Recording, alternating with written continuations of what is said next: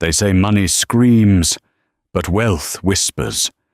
For Lorenzo Moretti, the ruthless CEO of the Moretti shipping empire, the world was just a series of transactions.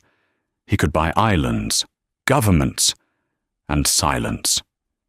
But there was one thing his billions couldn't fix: his mother's fading memory. He thought he was walking into that restaurant for a business dinner. He thought the girl in the cheap uniform was invisible. He was wrong. One sentence spoken in a dialect he hadn't heard since childhood didn't just save his night. It shattered his reality. But what started as a fairy tale was actually the beginning of a dangerous lie. Because Sophia Bennett wasn't just a waitress. She was the one woman Lorenzo was destined to destroy. The rain in Manhattan didn't wash things clean. It just made the grime slicker. Sophia Bennett adjusted the collar of her uniform, wincing as the stiff fabric rubbed against the sunburn on her neck, a souvenir from walking 3 miles to work because she couldn't afford the subway fare this week. She worked at the Obsidian Room, a restaurant so exclusive that the menu didn't have prices, and the lighting was dim enough to hide the sins of the city's elite. Sophia was 24, drowning in student loans for an art degree she wasn't using, and currently holding a tray of crystal flutes that cost more than her father's life insurance payout. "Table 4. Bennett, move it," snapped Henri, the floor manager. Henri was a short man with a Napoleon complex and a toupee that looked like it was trying to escape his head. "And fix your hair. You look like you just wrestled a stray cat." "Yes, Henri," Sophia murmured, tucking a loose strand of chestnut hair behind her ear. She moved through the dining room like a ghost. That was the job description: be invisible. Fill the water glass before it's empty. Clear the plate the second the fork is down. And never, ever make eye contact with the gods who dined here. Tonight. The atmosphere was different. The air felt pressurized, heavy. The kitchen staff had been whispering about a VIP arrival since 4:00 p.m. "It's Moretti," the sous chef had hissed while chopping onions. "Lorenzo Moretti, the shipping king. He's here to acquire the port of New York or something." Sophia didn't care about shipping kings. She cared about her rent, which was 6 days late, and her grandmother, Nonna Rosa, who was sitting in a nursing home in Queens, waiting for Sophia to visit. At 8:00 p.m. sharp, the double oak doors swung open. The restaurant went silent. It wasn't a respectful silence. It was the silence of predators acknowledging a bigger predator. Lorenzo Moretti walked in. He was tall, wearing a charcoal suit cut so sharply it could bleed you. His hair was black, swept back, and his eyes were the color of cold espresso.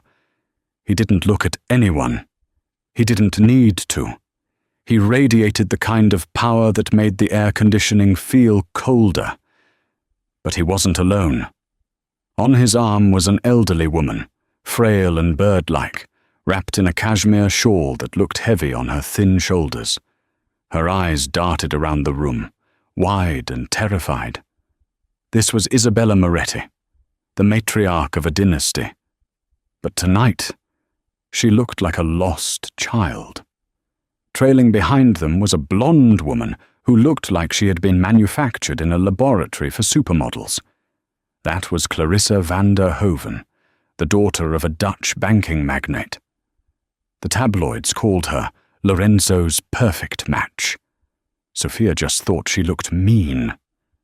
"Table 4 is theirs," Henri hissed into Sophia's ear, shoving her forward. "Do not mess this up. One mistake, and you are fired before the dessert course." Sophia approached the table. The tension was palpable. Lorenzo was already seated, checking his watch.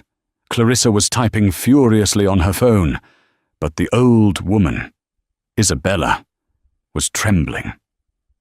"Water," Lorenzo ordered without looking up. His voice was a deep baritone, clipped and devoid of warmth. Sophia poured the sparkling water. Her hand was steady, despite her exhaustion. "I don't want this," Isabella suddenly cried out, her voice cracking. She pushed the crystal glass away. It teetered, spilling water onto the pristine white tablecloth. The restaurant froze. Lorenzo sighed, a sound of infinite patience wearing thin. "Mama, please, it's just water." "No, no water." Isabella's hands were shaking violently. "Where is the boat? I missed the boat. Enzo Papa is going to be angry." "There is no boat, Mama. We are in New York," Lorenzo said, reaching for her hand, but she slapped it away. "Please, Lorenzo," Clarissa said, rolling her eyes without looking up from her phone. "Can you handle her? People are staring. It's embarrassing." Lorenzo's jaw tightened. He glared at Clarissa, a flash of pure hatred in his eyes, before turning back to his mother. "Mama, calm down, please. The water is rising," Isabella screamed now, standing up. Her chair scraped loudly against the floor. "The water is rising. Help me." Henry was rushing over, panic in his eyes. He was going to kick them out, or worse, he was going to blame Sophia. Lorenzo looked helpless. For all his billions, for all his power, he couldn't fight the dementia stealing his mother's mind. He looked defeated. Sophia knew she should step back. She knew the rule be invisible. But she looked at Isabella's terrified face, and she didn't see a billionaire matriarch.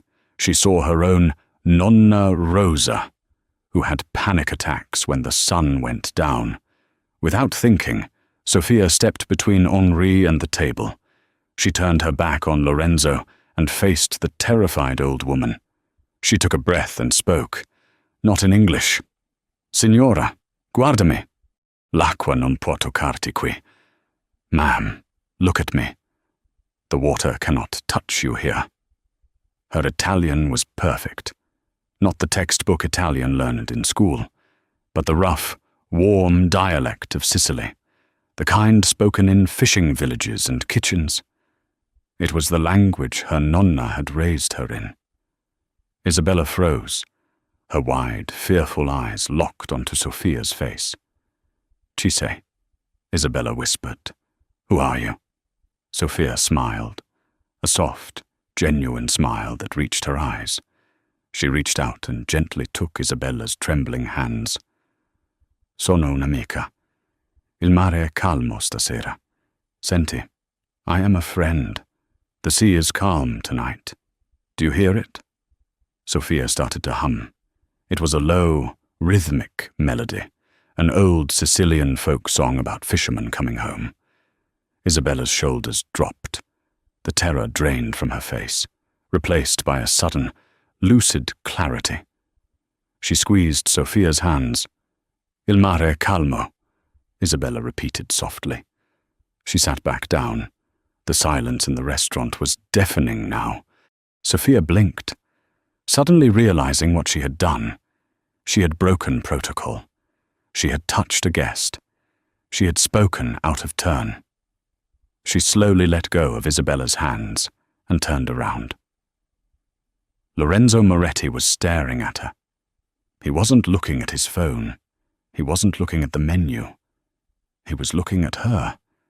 His dark eyes were wide, stripped of their cold veneer, revealing a raw intensity that made Sophia's knees weak. Clarissa finally looked up, sensing the shift in energy. She looked from Lorenzo to Sophia, her eyes narrowing into slits. I apologize, sir," Sophia stammered, switching back to English. My grandmother has similar episodes. I didn't mean to intrude." She grabbed her tray, desperate to escape. "I'll get fresh napkins." She turned to flee, but a hand shot out and grabbed her wrist. It wasn't aggressive, but it was firm. She stopped. Electricity shot up her arm. She looked down. Lorenzo's hand was wrapped around her wrist. His thumb brushed against her pulse point. "Wait," he commanded. His voice was lower now, rougher. "Lorenzo, let her go." Clarissa huffed. "She's just the help." Lorenzo ignored his fiancée completely. He stood up, towering over Sophia. He didn't let go of her wrist. "What did you say to her?" he asked. "That song. How do you know that song?" It's just a lullaby. Sir, from Sicily." Lorenzo looked at his mother, who was now calmly drinking her water, a peaceful smile on her face. He looked back at Sophia.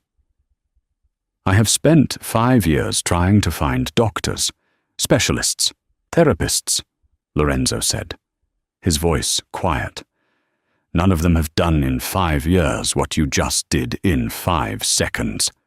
He stepped closer. Sophia could smell his cologne, sandalwood, and sea salt. "You didn't just serve a table," Lorenzo said, and the intensity in his gaze made the rest of the room disappear. "You just stole my heart." Clarissa dropped her fork. It clattered loudly against the china. The fork drop shattered the spell. Sophia yanked her wrist back, her face burning crimson. "I have to work," she whispered, backing away. "Henri," Lorenzo barked, not taking his eyes off Sophia. The manager scurried over, sweating profusely. "Yes, Mr. Moretti, I apologize for the girl. She is new. She is clumsy." "Shut up," Lorenzo said calmly. "Is she on the clock?" "Well, yes, but I can fire her immediately if I want to buy her time." "Excuse me," Henri blinked. Lorenzo reached into his jacket pocket and pulled out a black American Express card made of titanium. He slammed it on the table. "I am buying out the rest of her shift, and tomorrow's, and the next month's. Whatever her salary is, triple it and charge it to this card. She is sitting with us." "Lorenzo," Clarissa hissed, grabbing his arm, her manicured nails dug into his suit fabric. "Have you lost your mind? She's a waitress. Look at her shoes. She smells like kitchen grease." Lorenzo turned to Clarissa. For the first time all night, he gave her his full attention. "Clarissa, my mother hasn't smiled in 6 months. This waitress just gave her peace. If you have a problem with that, the driver can take you home." Clarissa's mouth opened and closed like a fish. She sat back, fuming, crossing her arms over her chest. She glared at Sophia with a look that promised retribution. "Sit," Lorenzo told Sophia. He pulled out the chair next to his mother. Sophia looked at Henri. He nodded frantically, looking like he was about to faint. Sophia sat. She felt like she was in a dream or a nightmare. She was sitting at the best table in New York, in her dirty apron, across from a man who owned half the Atlantic Ocean. For the next hour, Lorenzo ignored his food. He ignored Clarissa. He watched Sophia. He watched how she interacted with Isabella. He watched how Sophia cut Isabella's steak into tiny, manageable pieces without making it look like she was babying her. He watched how she spoke soft Italian phrases that kept the old woman grounded in reality. "What is your name?" Lorenzo asked as the dessert arrived. "Sophia. Sophia Bennett." "Bennett." Lorenzo swirled his wine. "That is not an Italian name. My father was American. He died before I was born. My mother, she left. My nonna raised me." "And where is your nonna now?" Sophia looked down at her hands. "She's in a care facility in Queens, Cedar Grove." Lorenzo frowned. He knew Cedar Grove. It was a state-funded facility, understaffed, overcrowded, a warehouse for the forgotten. "Why are you working here?" Sophia. I'm an artist, she admitted, feeling foolish. But paint doesn't pay the bills. The debt does. Debt. Student loans, my nonna's medical bills. Sophia shrugged, trying to keep her dignity. It's life. Everyone has problems. Not everyone, Clarissa interjected, sipping her champagne. Some of us plan our lives better. Lorenzo didn't even blink at Clarissa's cruelty. He leaned forward, his elbows on the table. I have a proposition for you. Sophia. Sophia's stomach tightened. She had heard stories about men like Lorenzo Moretti. I'm not that kind of girl, Mr. Moretti. A rare, small smile touched Lorenzo's lips. It transformed his face, making him look 5 years younger. I'm sure you're not. That's not what I'm asking. He gestured to his mother, who was currently showing Sophia her bracelet. I travel. A lot. My business requires me to be in Rome, Milan, London. I cannot leave my mother alone. But she cannot travel with just nurses. They drug her to keep her calm. They don't understand her. Lorenzo's eyes locked onto Sophia's. She trusts you. She thinks you are family. I don't know why, but I trust her instincts. He pulled a napkin from the table and a fountain pen from his pocket. He scribbled a number on it. I want you to be her personal companion. Live in. You will travel with us. You will talk to her, sing those songs, keep her happy. He slid the napkin across the table. Sophia looked at the number. It was a salary, a yearly salary. It was more money than Sophia would make in 10 years at the Obsidian Room. It was enough to pay off her debt, enough to move her nonna into a private facility with a garden. This is crazy, Sophia whispered. You don't know me. I know you risked your job to help an old woman you didn't know, Lorenzo said. That tells me more about your character than a background check. Lorenzo, you cannot simply hire a stray off the street, Clarissa shrieked, losing her composure. She could be a thief, a spy. I am the CEO of Moretti Global, Lorenzo said icily. If she steals a spoon, I will know before she leaves the room. He turned back to Sophia. What do you say? Sophia, will you help me? Sophia looked at the money. Then she looked at Isabella. The old woman was holding Sophia's hand again, squeezing it tight, as if she was afraid Sophia would vanish. Resta con noi, Isabella whispered. Stay with us. Sophia looked at Lorenzo. His eyes were pleading. Beneath the arrogance, I have conditions, Sophia said, her voice shaking but firm. Clarissa gasped. She has conditions. Name them, Lorenzo said. My grandmother. I need her moved to a better facility, Silver Lake, and I need to be able to visit her. Done, Lorenzo said instantly. My assistant will handle the transfer tomorrow morning. And, Sophia added, I am not a servant, and I am certainly not anything else. I am here for your mother. Lorenzo's gaze dropped to her lips for a fraction of a second, then back to her eyes. The air between them crackled with a sudden, dangerous heat. Strictly professional, Lorenzo agreed. You have my word. He extended his hand. Sophia hesitated. She knew, deep in her gut, that taking this hand would end her life as she knew it. She was stepping into a world of sharks. Clarissa looked ready to stab her with a steak knife. But then she thought of her nonna in that grey, sad room in Queens. Sophia took Lorenzo's hand. His grip was warm, enveloping hers. I accept, she said. Lorenzo nodded. Good. Pack your bags. Sophia, we leave for the Hamptons estate tonight, and then next week, Italy. As they stood up to leave, Sophia caught Clarissa staring at her. It wasn't just anger anymore. It was calculation. Clarissa pulled out her phone and sent a text message. Across the room, Henry the manager watched them go. He picked up the water glass Sophia had poured. "Good luck, little mouse," he muttered. "You're going to need it." The Hamptons estate was not a house. It was a fortress of limestone and glass overlooking the Atlantic. Sophia felt small as the sleek black SUV crunched up the gravel driveway.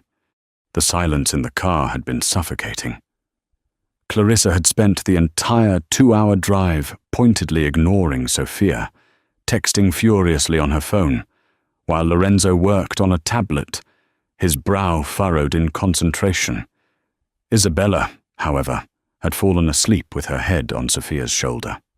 "We are here," the driver announced. Lorenzo looked up. His eyes immediately went to his mother, then to Sophia. For a moment, his expression softened. She hasn't slept that peacefully in a car for years. Usually, the motion terrifies her. "She feels safe," Sophia whispered, not wanting to wake her. "She feels safe with you," Lorenzo corrected, his voice low. Clarissa slammed the car door open, breaking the moment. "Finally, I need a drink." The air in this car was stifling. Sophia helped Isabella out, guiding her up the massive steps. The household staff was lined up, a row of black and white uniforms. "This is Mrs. Sterling," Lorenzo said, gesturing to a stern-looking woman with silver hair. "She runs the household. She will show you to your quarters."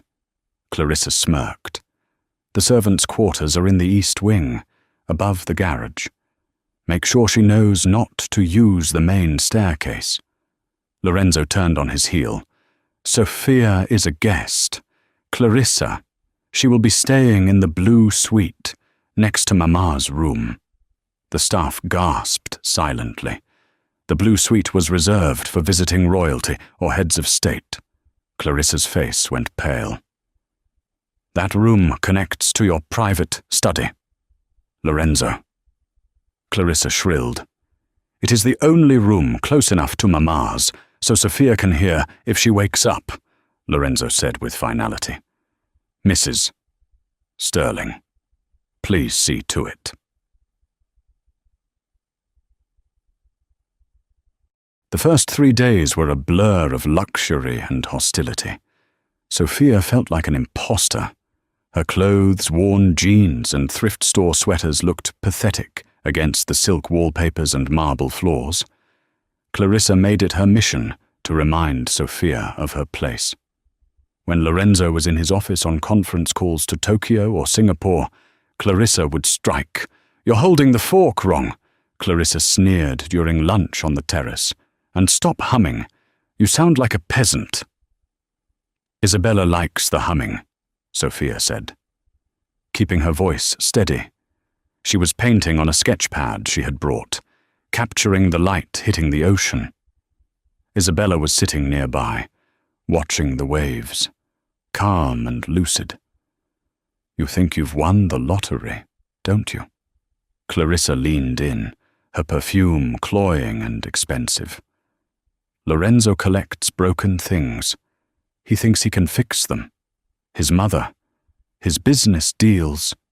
You, once he realizes you're just a waitress with a sob story, he'll discard you like yesterday's trash." "I'm not here for him," Sophia said, looking Clarissa in the eye. "I'm here for her." Clarissa laughed, a cold, brittle sound. "We'll see. My father's bank is financing Lorenzo's new fleet. Our marriage is a merger. Darling, $1 billion contract. You are just a temporary distraction." That night, a storm rolled in off the ocean. Thunder shook the house.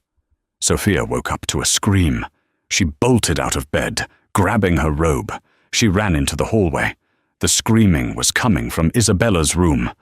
Sophia burst in. Isabella was thrashing in her bed, tangled in the sheets. sobbing hysterically. Il fuoco c'è fuoco ovunque. The fire. There is fire everywhere, Isabella screamed. Lorenzo was already there, trying to hold her down. He was shirtless, wearing only pajama bottoms, his muscles tense with effort. Mama, it's just thunder. There is no fire, Lorenzo shouted, panic edging his voice. Let me go, he's burning. Isabella clawed at Lorenzo's chest, leaving red scratches.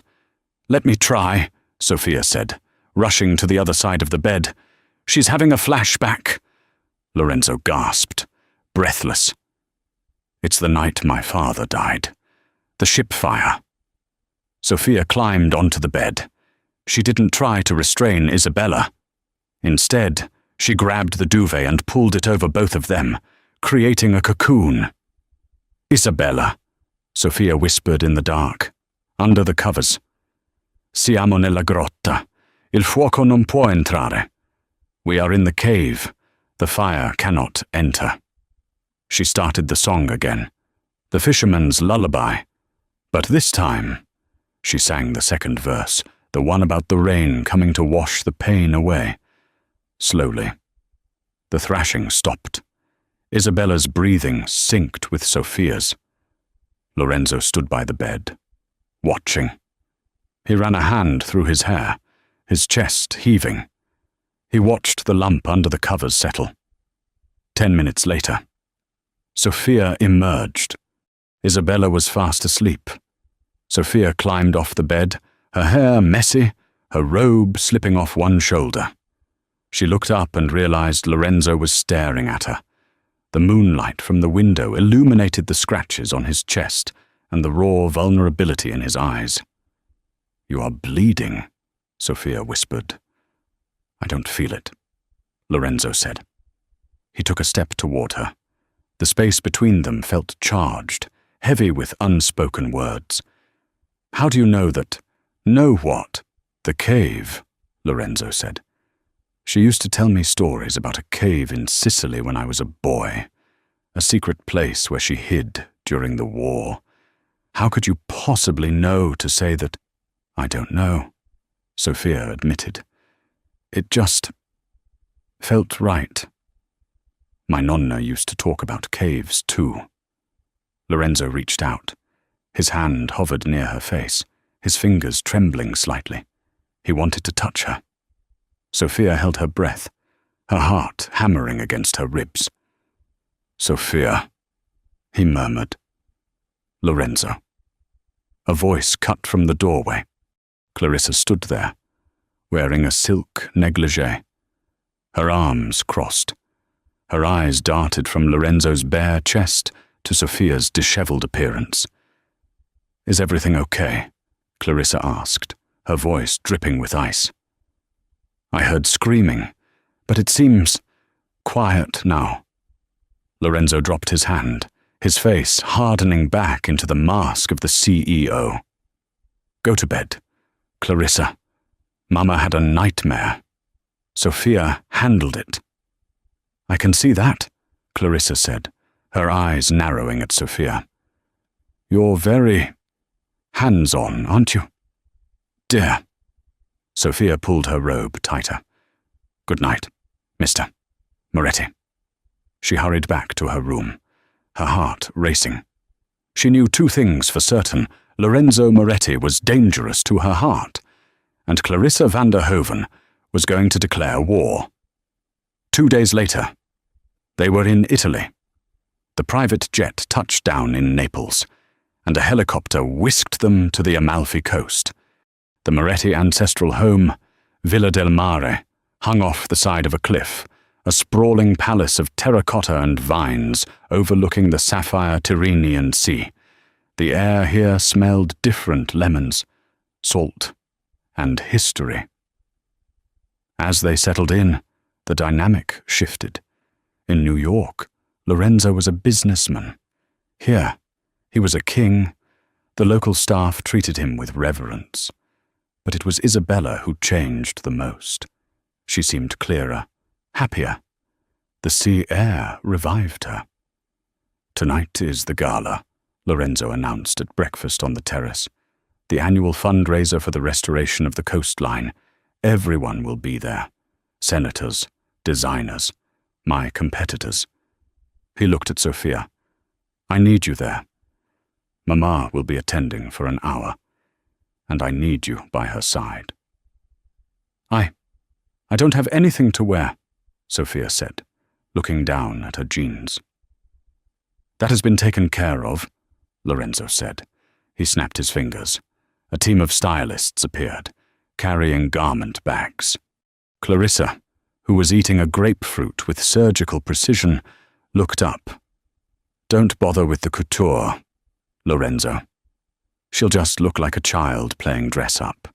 Just put her in a nice black suit so she blends in with the catering staff."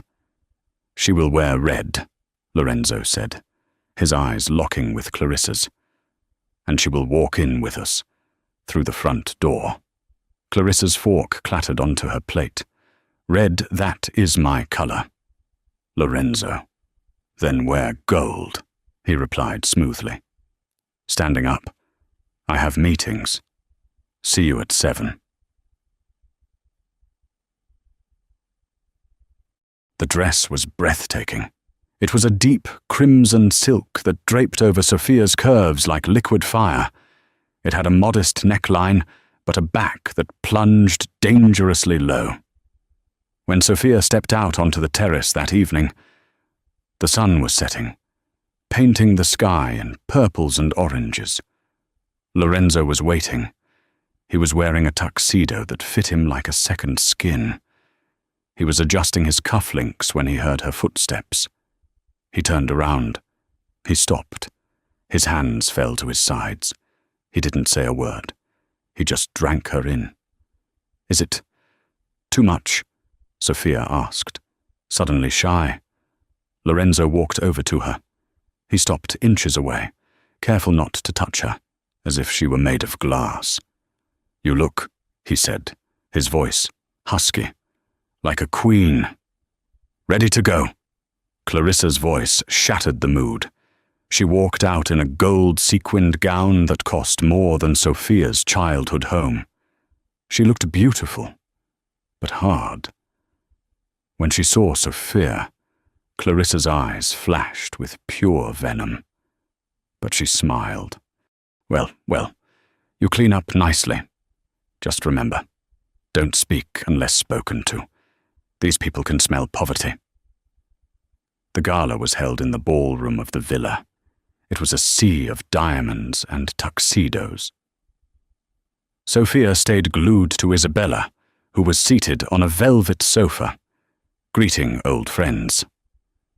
"Sophia," Isabella whispered. Tugging on Sophia's hand, she pointed to a massive oil painting hanging above the fireplace. It depicted a beautiful young woman with dark hair and sad eyes, standing on a boat. "Elle," Isabella whispered. "Tua madre. It is her. It is your mother." Sophia froze. "What? No." "Mama," Lorenzo said, appearing with 2 glasses of champagne. "That is Aunt Julia. She died 50 years ago." "No," Isabella insisted, her voice rising. She pointed a shaking finger at Sophia. "She has Julia's eyes, the eyes of the traitor." Sophia stepped back, shocked. Traitor Lorenzo frowned. "Mama, stop. You are confusing the past." "She stole the necklace," Isabella cried out, suddenly agitated, the siren's heart. "Julia stole it and ran away with the American." Sophia felt the blood drain from her face. The American, her father was American. Suddenly, a man approached the group. He was slick, with greased-back hair and a predatory smile. This was Alessandro Conte, Lorenzo's biggest business rival. "Lorenzo, a lively family reunion. I see." Alessandro smirked. He looked at Sophia. "And who is this vision in red?" "Sophia Bennett," Lorenzo said stiffly. "My mother's companion." Alessandro's eyes widened. "Bennett, interesting." He took a sip of his drink. "I knew a Bennett once. An American sailor, stationed here in the 80s. Sophia's heart stopped. Her father had been in the Navy. Clarissa appeared at Alessandro's elbow, slipping her arm through his. Alessandro, darling, you simply must tell Lorenzo about the acquisition. Ah, yes, Alessandro smiled. I bought the shipyard in Palermo this morning. Lorenzo. Right out from under you. Lorenzo's jaw tightened. That deal was sealed. Not until the ink is dry. Alessandro laughed. But don't worry. I hear you have bigger problems, like security leaks. Alessandro looked pointedly at Sophia. What are you implying? Lorenzo demanded. Just that it's strange, Alessandro drawled. A girl from nowhere, speaking perfect Sicilian dialect, appearing just as your mother's dementia worsens, and suddenly you are distracted, and I am winning. That's enough. Lorenzo stepped forward, his fists clenched. Is it? Clarissa interjected. She pulled a folded piece of paper from her clutch. Lorenzo, you might want to look at this. I did a little digging into Miss Bennet's background. It seems she forgot to mention something on her application. Sophia felt the room spinning. She hadn't lied about anything. Had she? Lorenzo took the paper. He unfolded it. His eyes scanned the document. His expression changed from anger to cold. Hard stone. He looked up at Sophia. The warmth she had seen earlier was gone, replaced by the icy stare of the billionaire CEO. Is this true? Lorenzo asked, holding up the paper. It was a copy of a birth certificate. What? Sophia whispered. Your father, Lorenzo said, his voice deadly quiet. His name was Thomas Bennett, but his mother, your grandmother. Her name isn't Rosa. Sophia blinked. Of course it is. Nonna Rosa. Her name, Lorenzo read from the paper, is Rosa Moretti. The room went silent. She is the daughter of the maid who worked here 50 years ago, Clarissa announced triumphantly to the gathering crowd. The maid who helped Julia Moretti steal the family heirloom diamond, the siren's heart, and run away to America. Clarissa stepped closer to Sophia. You aren't a companion, sweetie. You're a con artist. You came here to find the rest of the treasure, didn't you? No, Sophia gasped, tears welling in her eyes. I didn't know, I swear. I didn't know. She looked at Isabella. The old woman was staring at her with fear. Traditrice, Traitor Isabella whispered. Sophia looked at Lorenzo. Please believe me. Lorenzo crumpled the paper in his fist. He looked at Sophia, and for a second, she saw conflict in his eyes. He wanted to believe her, but the evidence was damning. Go to your room, Lorenzo commanded. Pack your things. You leave in the morning. Lorenzo, go! He roared, a sound that echoed off the frescoed ceiling. Sophia turned and ran. She ran through the ballroom, past the staring guests, her red dress flowing behind her like a trail of blood. She ran out onto the terrace and didn't stop until she reached the cliffs.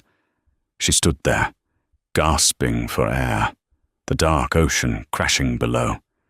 She had lost everything, her job, her reputation, and the man she had foolishly started to love. But as she wiped her tears, she heard a sound, not from the party, but from the shadows of the garden. Psst! Sophia! She turned. It was Henri, the manager from the Obsidian Room in New York. What was he doing here? He was wearing a waiter's uniform. Henri. Listen to me, Henri whispered, looking around nervously. You are in danger. Great danger. It wasn't your grandmother who stole the diamond. What? It was Lorenzo's father, Henry hissed. And Clarissa knows. She planted that paper. She's trying to frame you because you are the only one who can unlock Isabella's memory. Why? Sophia asked, trembling. Because, Henri said, checking his watch. Isabella knows where the diamond is hidden, and tonight Clarissa and Alessandro are going to drug her to make her talk. You have to save her. Sophia. Sophia looked back at the villa. She had been fired. She was hated. But Isabella was in danger. Sophia wiped her face. She kicked off her high heels. How do we get back in? She asked. Henri smiled. Through the kitchen, just like old times. Sophia's feet were bare and cold against the stone floor of the kitchen, but she didn't feel it. Adrenaline was a powerful anesthetic. This way, Henri whispered, checking a corner. The service elevator. It opens directly into the hallway outside the blue suite. Henri, Sophia hissed as they waited for the lift. Who are you, a floor manager at a restaurant, doesn't know the layout of a private Italian villa? Henri adjusted his bow tie, his face grim. I wasn't always a manager. Sophia, 20 years ago. I was head of security for the Moretti family. Lorenzo's father fired me when I started asking too many questions about the missing diamond. I've been watching over Isabella from a distance ever since. When she came into the restaurant, I knew it was fate.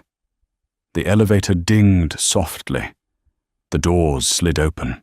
The hallway was empty. The gala was in full swing downstairs. The sound of a string quartet drifted up through the floorboards, a haunting melody that felt like a funeral march. Guard the door, Sophia whispered. If anyone comes, stall them. I'll buy you 5 minutes, Henri nodded. Go. Sophia ran to Isabella's door. It was slightly ajar. She pushed it open silently.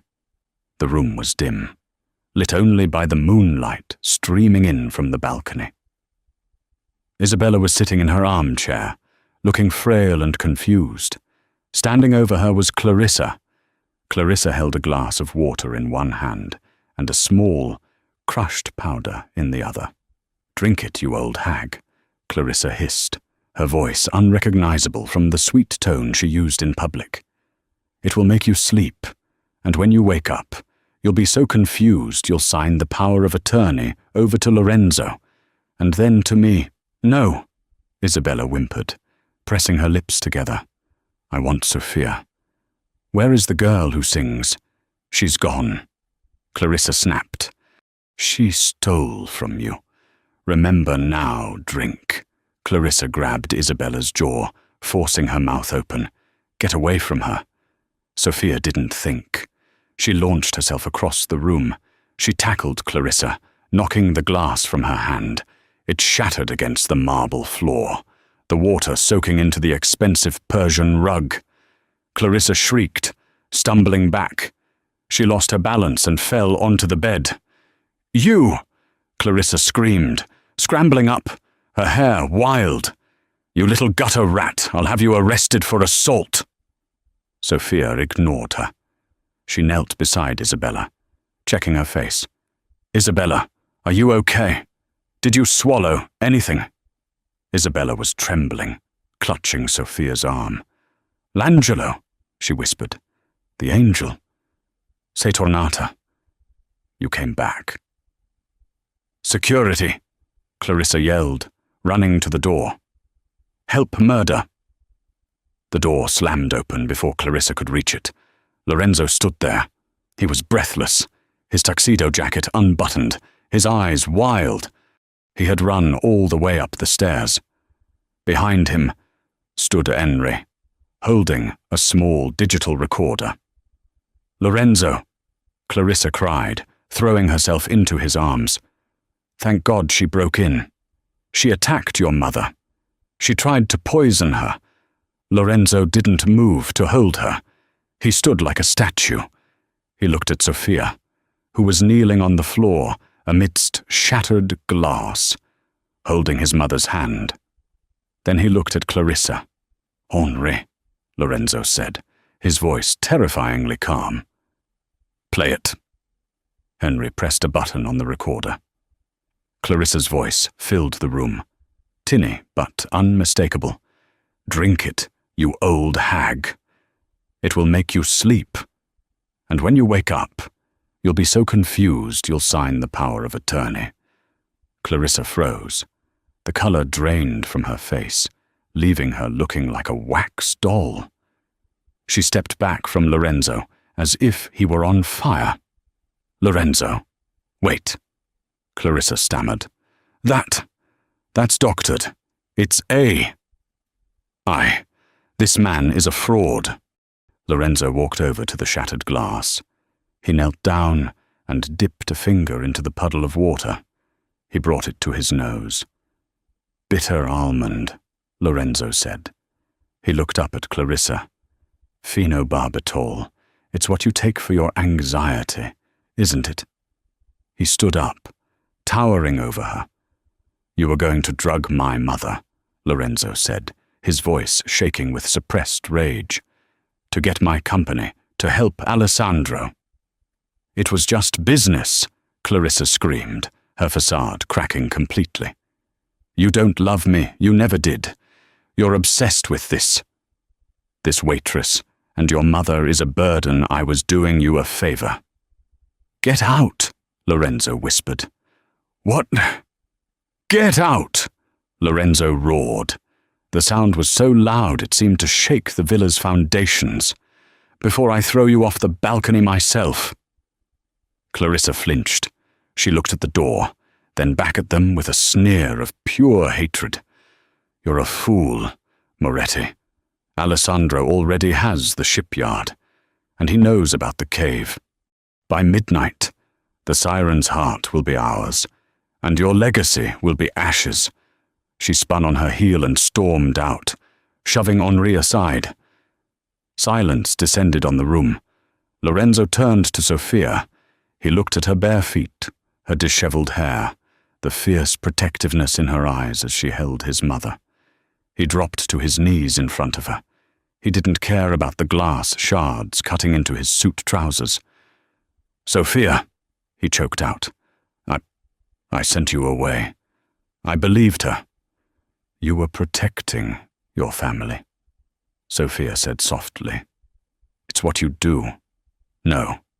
Lorenzo shook his head, taking her hands in his.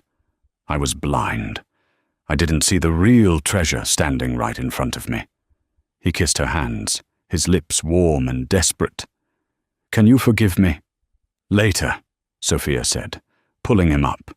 "Right now, we have a problem. Clarissa said Alessandro knows about the cave. They are going for the diamond." Isabella suddenly stood up. She looked clearer than she had in years. The adrenaline of the attack seemed to have shocked her brain into focus. "The tide," Isabella said clearly in English. "The tide is low at midnight. That is the only time the cave opens." She walked to the window and pointed at the cliffs. "We must go," Isabella commanded. "The siren's heart is not just a diamond. Lorenzo, it is the proof." "Proof of what?" "Mama." "Proof that your father was not the man you thought he was," Isabella said sadly, "and proof that Sophia's grandmother was the only one who tried to save us." The night was pitch black, the moon obscured by thick storm clouds gathering over the Tyrrhenian Sea. The wind whipped Sophia's hair across her face as they navigated the treacherous path down the cliffside. It was a strange party, a billionaire in a ruined tuxedo, a waitress in a torn red gown, an elderly woman in a shawl, and an ex-security guard holding a flashlight. "Careful, Mama," Lorenzo said, guiding Isabella over a slick rock. "I know this path better than you." "Enzo," Isabella said, her voice strong against the wind. "I hid here during the raids. I hid here when your father drank too much." They reached the bottom. The sea crashed violently against the rocks, spraying them with salt water. But there, just as Isabella had said, was a dark, gaping mouth in the cliff face, a cave revealed only by the low tide. "Alessandro isn't here yet," Henri noted, shining his light into the darkness. "But he will be. His boat is likely coming around the point." "We have to hurry," Sophia said. They entered the cave. It was cold and damp, smelling of ancient salt and secrets. The flashlight beam danced over limestone walls covered in moss. "Here," Isabella said, stopping at the back of the cave. She pointed to a loose stone near the ground, marked with a faint carving of a mermaid. Lorenzo knelt. He pried the stone loose. Behind it was a hollow space. He reached in and pulled out a heavy, rusted iron box. "Open it," Isabella whispered. Lorenzo struggled with the rusted latch, then used a rock to smash it open. Inside, resting on rotting velvet, was a necklace. It was magnificent, a blue diamond the size of a quail's egg, surrounded by sapphires. Even in the dim flashlight beam, it seemed to glow with an inner fire, the siren's heart. But underneath the necklace was a stack of letters, preserved in oilcloth. Lorenzo picked them up. "Read the top one," Isabella said. Lorenzo unfolded the yellowed paper. His eyes scanned the handwriting. His face went pale. It's a confession," Lorenzo whispered, "from my father." He looked at Sophia, his eyes filled with pain. "He admits to gambling away the family fortune in Monte Carlo. He stole the diamond himself to pay the debts. When the insurance investigators came, he planted the empty case in the maid's room." "In Rosa's room," Sophia gasped. "He framed her. He ruined her life to save his own reputation," Lorenzo said, his voice cracking. "And my mother, you knew, I suspected," Isabella said, tears streaming down her face. "But I was afraid. I was young, and I had a baby. You, Lorenzo. If I spoke, he threatened to take you away. So I helped Rosa escape. I gave her money and told her to go to America. I promised to keep the diamond safe until the truth could come out. But then, my mind, it started to go." She looked at Sophia. "Your grandmother was my best friend. She was the bravest woman I knew. And you have her spirit."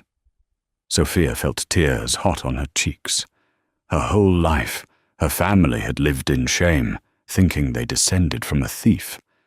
And it was all a lie. "We have to take this to the police," Lorenzo said, clutching the letters.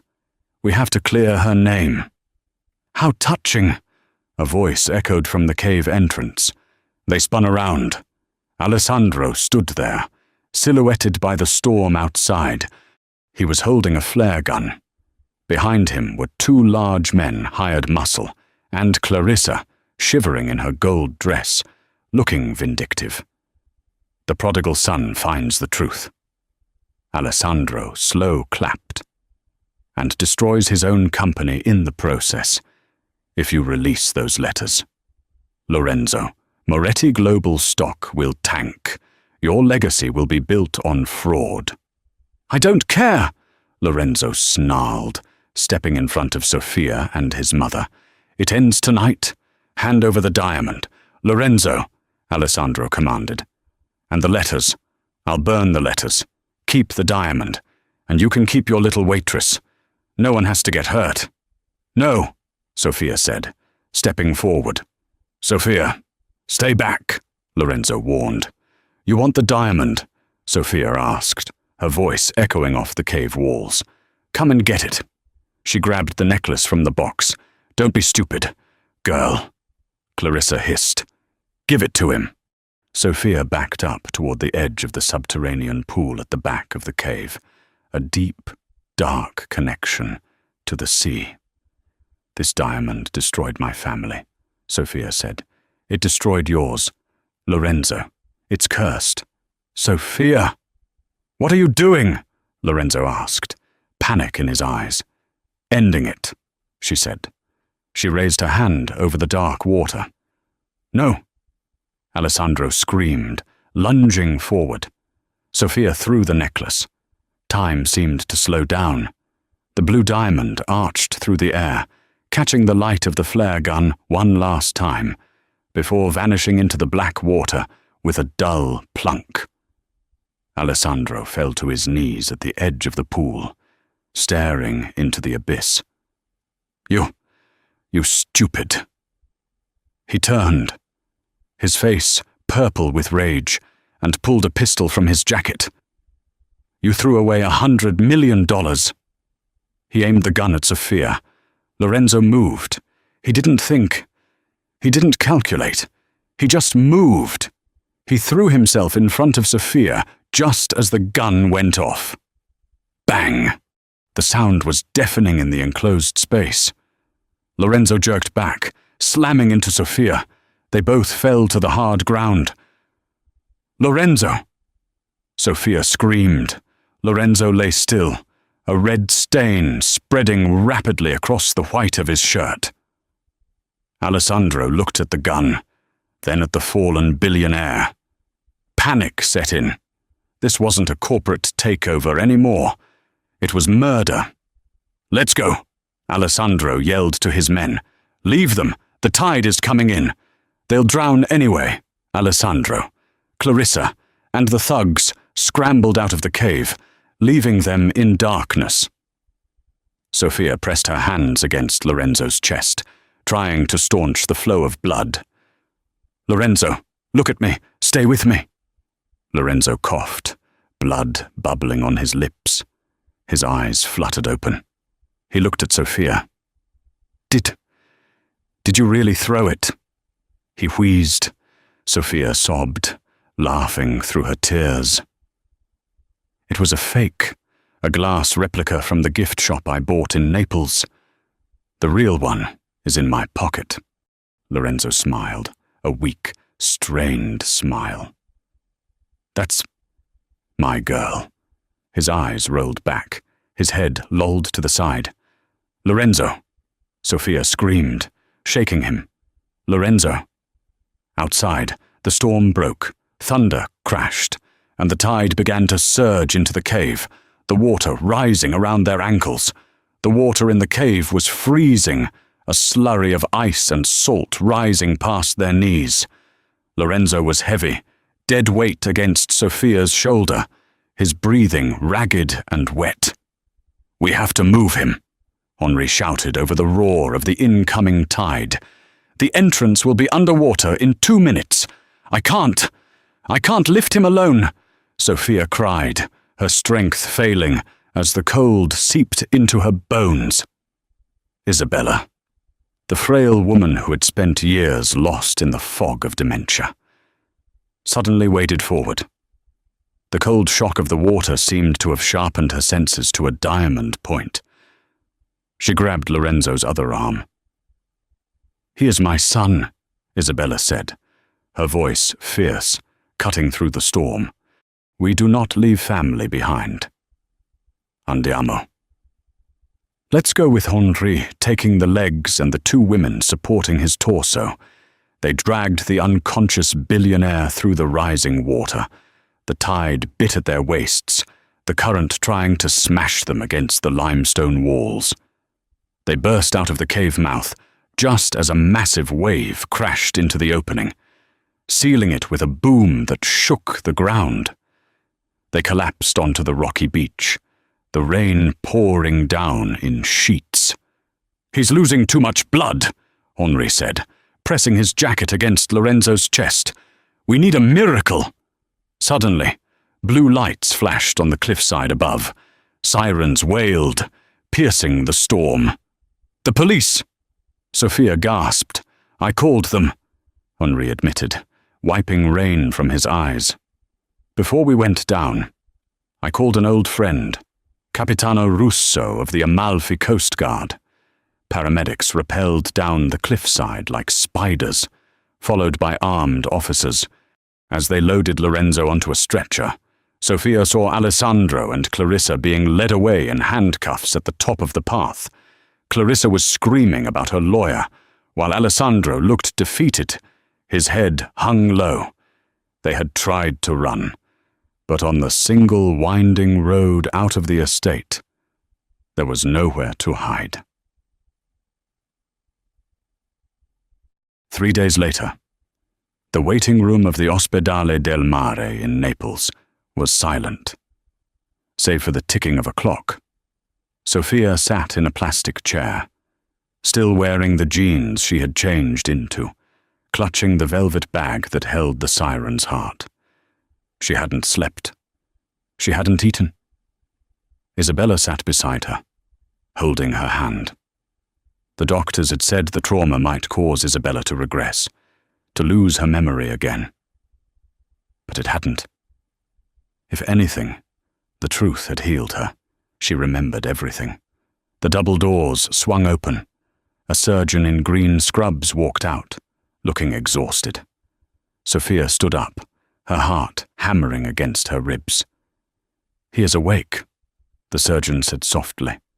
The bullet missed the heart by 2 centimeters.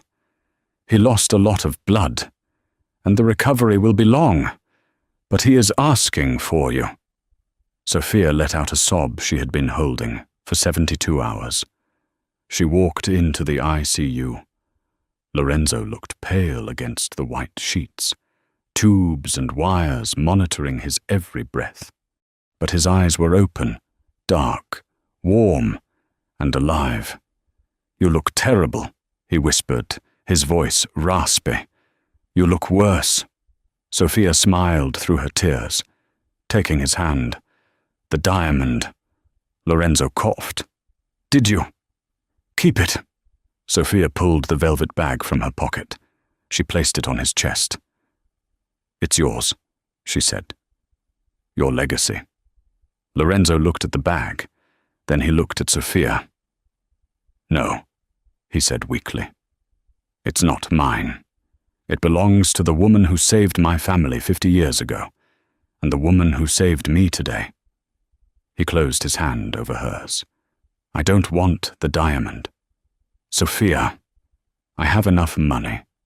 I have enough power. But lying there, in the water, I realized I didn't have the one thing that mattered." "What?" Sophia whispered. "Someone who would jump in front of a gun for me," Lorenzo said, a tear slipping down his cheek. "Someone who speaks my language. Someone who sings to my mother." He squeezed her hand. "Sophia Bennett, will you stay? Not as a companion, not as an employee, but as my partner, my equal." Sophia leaned down and kissed his forehead, right above the bandage. "I'm not going anywhere. Signore Moretti." Lorenzo had done the unthinkable. He had published his father's letters. He had admitted to the world that the Moretti fortune was built on a lie. He sold the siren's heart at a public auction for $150 million. Every cent was donated to dementia research and a scholarship fund for underprivileged artists in the name of Rosa Moretti. The scandal should have ruined him. Instead, the stock price of Moretti Global tripled. The world fell in love with the story of the honest billionaire who chose truth over gold. But Lorenzo didn't care about the stocks. He was standing on the terrace of the villa in Amalfi. The sun was setting, casting a golden glow over the lemon groves. Isabella was sitting in the garden, painting on a canvas. She wasn't perfect. She still had bad days. But she was happy. She was humming an old Sicilian tune. Sophia walked out onto the terrace. She was wearing a simple white dress, her hair loose in the wind. She carried a tray of espresso. "You know," Lorenzo said, turning to her, slipping his arm around her waist. "Henry tells me we have a reservation at the Obsidian Room in New York next week. He's the general manager now." "Oh," Sophia smiled, leaning into his touch. Do you think we can get a table? I think I know a waitress who has some pull, Lorenzo teased. He reached into his pocket and pulled out a small box. It wasn't the siren's heart. It was a modest, elegant ring, a vintage piece from the 1920s, set with a small, clear diamond. This one isn't cursed, Lorenzo promised, and it wasn't stolen. I bought it with the first paycheck I earned after restarting the company. He got down on one knee, right there on the terrace where his family history had almost been destroyed. Sophia Bennett, Lorenzo said, his eyes shining with that same intensity she had seen the first night he grabbed her wrist. You walked into my life with a tray of water and a song, and you washed away the sins of my father. You fixed my mother's heart, and you stole mine. He opened the box. Will you marry me? Sophia looked at the ring, then at Isabella humming in the garden, and finally at the man who had risked death to save her. Yes, she whispered. In English, in Italian, in every language. Yes. Lorenzo stood up and kissed her. And as they embraced, the wind carried the scent of the sea up the cliffs. And for the first time in 50 years, the ghosts of the villa were silent. The only sound was the beat of two hearts. Finally, perfectly, in sync. And that is the story of Lorenzo and Sophia. It reminds us that sometimes the poorest person in the room holds the richest heart, and the most powerful man is just a lost boy waiting to be found. They proved that truth, no matter how painful, is the only foundation for real love. If this story touched your heart, please hit the like button. Subscribe and ring the bell so you never miss a new episode of our daily drama.